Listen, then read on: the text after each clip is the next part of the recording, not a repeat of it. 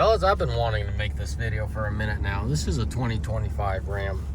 And the video I wanted to make about is this oil pressure gauge, right? A lot of you guys are jumping out of your seats and saying this and that and, you know, the third.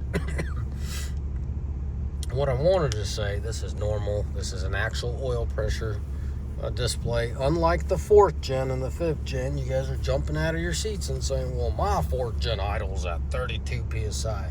Guys, that's a mathematical format that the computer decided to spit out there. 5th gens are even worse. 4th gens do their math a different way than the 5th gens. The 5th gens take it off of the live RPM gauge or the crank positioning sensor. And one of my guys, here's a story for you. One of my guys lost a serpentine belt, and the belt took out the fan clutch wire. Well, actually, the fan clutch wiring took out the serpentine belt, and the serpentine belt took out the CPS, crank positioning sensor. And he freaked out, called me like 1 in the morning. Paul, the engine is done on this truck. And I'm like, what are you talking about? You know, he's like, I have 0 oil pressure. Something happened under the hood, and now I have 0 oil pressure. This engine seized. And I'm like, okay, give me a minute. Let me get up to speed, because I'm lacking right now. Because I was sleeping and he woke me up. So I told him, listen, pop the hood, see what you know, let me know what you find under there. And he called me back, you know, about that 5 minutes, said, hey, the belt's gone, it's all shredded. There's bits and pieces of it here and there, and your water pump's gone, and there's some wiring sticking out of the bottom. I'm like, okay, makes sense. Crank positioning sensor was wiped out, so now you got no oil pressure. He's like, dude, they're so violent. I'm like, dude, it's the belt. So I sent my shop guy actually all the way out to Boise. Put a new belt on, put a new crank positioning sensor on, and a new fan clutch, and off we went. All of a sudden, we got oil pressure, boys. Yeah, guys, that's so for a fact, that's all mathematical. And I call it 5th gens, but the newer 19 through 24 are even worse. This is an actual oil pressure sensor. You know, in the morning when the oil's cold, I mean, this spikes up pretty far.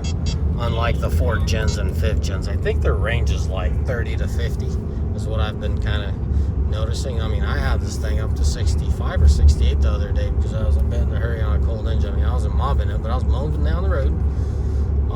So, for a fact, this is normal. For a fact, it's just fine. And they're doing us a solid one by displaying that.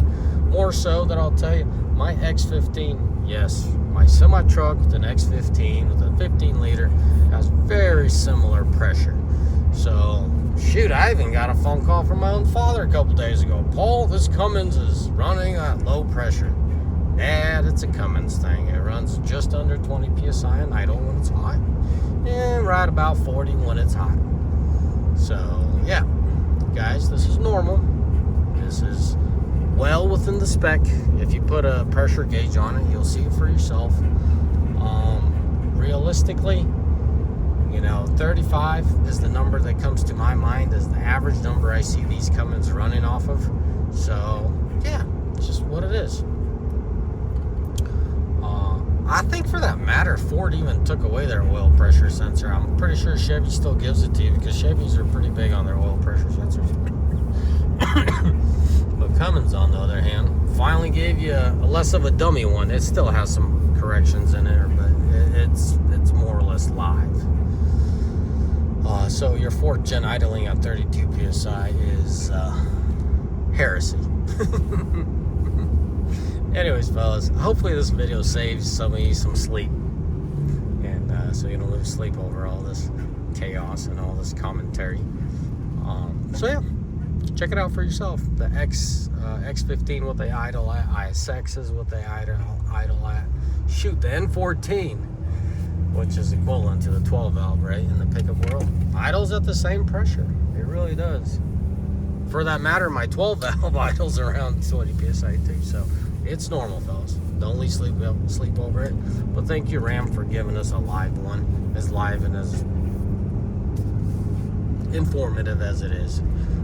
I feel like there's a correction factor in there as well. But anyways, hopefully this helps, guys. Sleep in peace. Enjoy your trucks. And I got a 10,000 mile update to get y'all. I'm at 10,000, more or less 300 miles. I owe you an update on this truck. Let me tell you, there's a lot of good and there's quite a bit of bad. So buckle up. I'll share it with you. May the good Lord bless you, and may Almighty find day. Ciao. Bye.